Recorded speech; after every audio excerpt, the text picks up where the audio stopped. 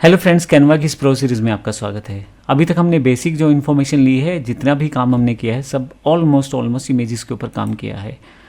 अब हम अगर बात करें तो हमारे पास इमेजेस के अलावा एनिमेटेड वीडियोस भी रहते हैं।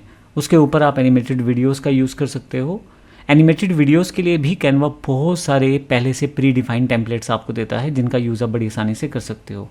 अब ये यूज़ कहाँ होते हैं animated video? Social media post पे आप देखेंगे कि वीडियोस चलते रहते हैं बहुत सारे, 8 सेकंड, 10 सेकंड, 20 सेकंड्स के शॉर्ट्स के रूप में यूट्यूब पे चलते हैं, तो इंस्टा पे भी बहुत सारी रील्स के रूप में चलते हैं। तो ये वीडियोस आप कहीं ना कहीं कैनवा से डिज़ाइन करके बना सकते हो और बड़े बेहतर तरीके से।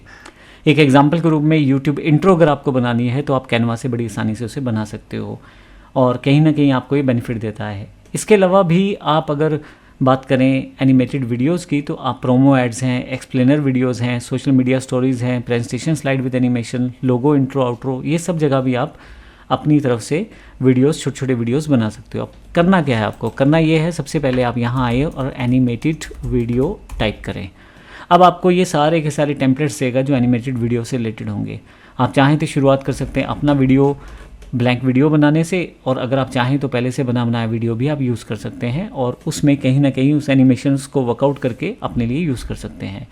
ये सेक्शन सिर्फ आपको मेन्यूज़ और बेसिक जानकारी लेगा, फिर उसके बाद आहिस्ता आहिस्ता हम देखेंगे कि ये सारे वीडियोस किस तरह से डिज़ाइन होते हैं और बनते हैं।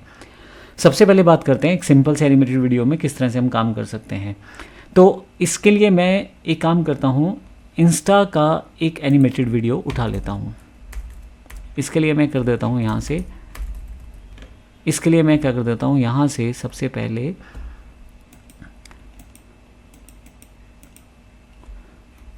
इसके लिए सबसे पहले मैं यहाँ इंस्टा एनिमेटेड वीडियोस टाइप कर देता हूँ। तो इंस्टा बेस्ड जो डिज़ाइंस हैं वो मेरे पास आने शुरू हो जाएंगे, जिनका यूज़ करके मैं एनिमेटेड वीडियो बना सकता हूँ। जैसे कि मैं यहाँ पे ये वीडियो ले लेता हूँ और ये वीडियो का यूज़ मैं कर सकता हूँ, या फिर थोड़ा सा नीचे की तरफ चलते हैं और देख लेते हैं कोई वीडियो। ये वीडियो लग रहा है बेहतर है, इसको मैं क्लिक कर देता हूँ क्योंकि इसमें इफ़ेक्ट्स भी दिए गए हैं। तो जब मैं इसको क्लिक करूँगा तो मेरे पास ये एक अलग टेम्पलेट में खुल जाएगा। इस टेम्पलेट को मैं ओपन कर लेता हूँ। तो अब बेसिक इंट्रोडक्शन वीडियो टूल्स में क्या है वो मैं आपको जानकारी दे देता हूँ। चाहे आप यूट्यूब इंट्रो तैयार कर रहे हो, चाहे आप ब्लैंक वीडियो तैयार करें, चाहे पहले से बने बनाए एनिमेटेड प्लेटफॉर्म को या एनिमेटेड वीडियो को यूज़ करें, आपके पास क्या क्या चीज़ें आने वाली हैं। बेसिकली आपके पास एक तो वो प्लेस आएगा जहां आपका वीडियो है और नीचे एक टाइमलाइन आपके पास आ जाएगी। इस टाइमलाइन में ऊपर की तरफ एक हेड दिया जाता है जहां से आप स्क्रॉल करके आगे पीछे मूव कर सकते हैं। जब आप स्क्रॉल करते हैं तो यहाँ पे आपको बताया जाता है कि आप इस समय कौन से टाइम पे हैं। ऊपर की तरफ टाइम भी आता है और उसके अलावा नीचे की तरफ आप देखेंगे हेड जहाँ पे है वहाँ उसके हिसाब से आप देख सकते हैं कि इस वक्त कौन सी लोकेशन पे कौन सा एनिमेशन चल रहा है। तो ये मेरे पास एक प्री डिफाइंड या पहले से बना हुआ इंस्टाग्राम का एक ग्रीटिंग वीडियो पड़ा है और ये न्यू ईयर के लेके बना हुआ है। अब मैं क्या करता हूँ, यहाँ पे अगर मुझे वीडियो का कुछ एडिटिंग करना है तो मुझे इन सब टूल्स के बारे में पता होना चाहिए पहले से। इसमें जो बेसिक पार्ट्स हैं उसकी जानकारी अगर आप दूँ तो मैं ये हेड आपके पास हो गया जहाँ से आप मूव कर सकते हो। ऊपर एक टाइम डिफाइन किया गया है, 10 सेकंड, 20 सेकंड, 30 सेकंड, कितने सेकंड्स पे आपको ये सेगमेंट दिया गया है। फिर आप उसको जूम कर सकते हो, कंट्रोल Z करोगे तो जूम होता चला।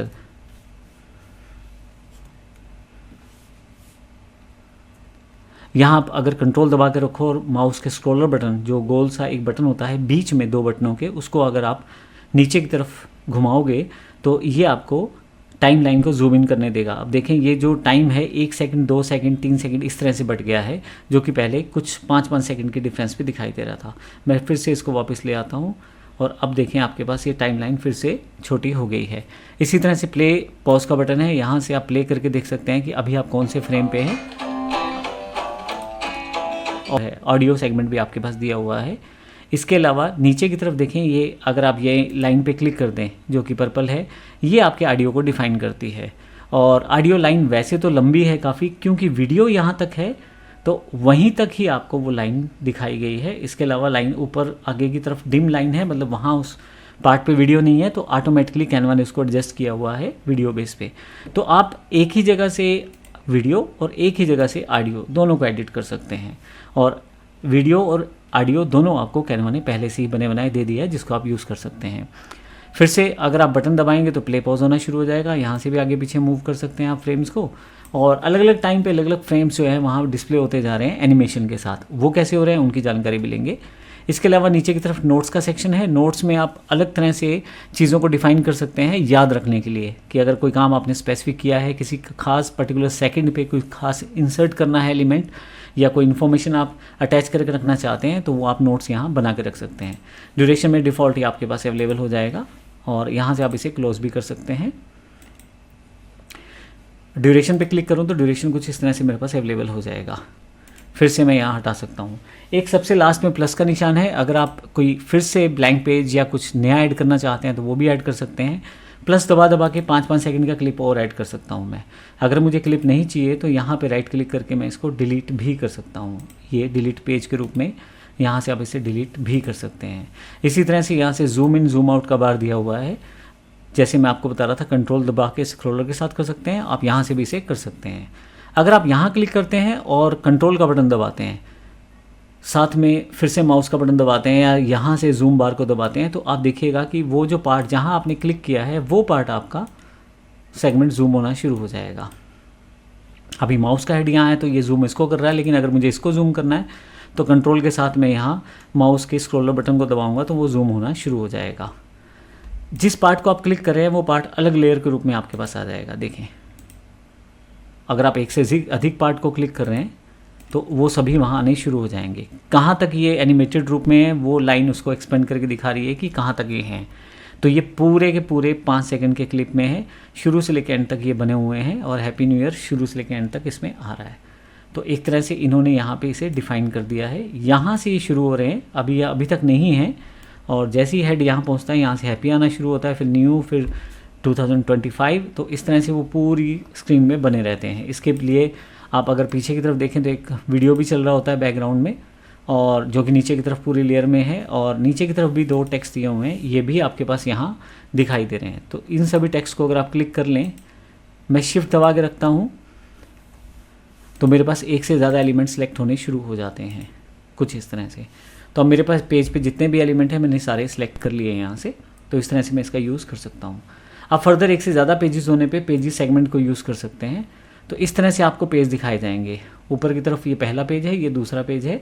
जैसे नॉर्मल ग्राफिक्स में आप काम करते हो वैसे इसमें ग्राफिक में काम कर सकते हो। मान लो ये नहीं चाहिए, डिलीट कर दिया, मूव कर दिया, एनिमेशन एज इट इज़ बनी रहेगी। ये नहीं चाहिए, हटा सकते हैं, एडिट कर सकते हैं। इसके अलावा आप ग्रिड मोड में इसको देख सकते हैं। ग्रिड व्यू में बेनिफिट ये रहता है कि आप एक साथ सारी स्लाइड्स को एक ही जगह पे देख पाते हैं। फाइनली जो लास्ट बटन रहता है प्रीव्यू के लिए है, जो बड़ा करके पूरी स्क्रीन पे आपको प्रीव्यू दिखाएगा। तो यहाँ से आप आसानी से इसका प्रीव्यू देख सकते हैं। एस्केप का बटन दबाने पे आप बाहर आ जाएंगे और फिर से ग्रिड व्यू में वापस आ जाएंगे। यहाँ से ग्रिड व्यू आप यहीं से ऑफ कर सकते हैं और नॉर्मल पेज में आ सकते हैं। और फिर से आप यहाँ पे अगर यहाँ क्लिक करें आप प्रोसेस पे, तो फिर से आपके पास यहाँ ऑप्शन अवेलेबल हो जाएंगे। वहीं पेजेस में अगर आप देखना चाहते हैं पेजेस में, अदरवाइज़ पेजेस पे दोबारा क्लिक करेंगे तो टाइमलाइन नीचे दोबारा आ जाएगी। फिर से पेजेस पे क्लिक करेंगे तो एक छोटा सा बटन यहाँ नीचे की तरफ प्लेस हो जाएगा ऐड पेज के रूप में, लेकिन वो हट जाएगा सेक्शन जो आपका टाइमलाइन के साथ था। तो ये बेसिक कुछ चीज़ें मैंने आपको बताया है कि किस तरह से एनिमेशंस काम करती हैं और किस तरह से स्लाइड्स आपकी यहाँ पे अवेलेबल रहती हैं। अगले सेक्शन में देखेंगे किस तरह से हम इसको और इम्प्रोवाइज़ करके और बेहतर वीडियोज़ को बनाना सीखेंगे। धन्यवाद।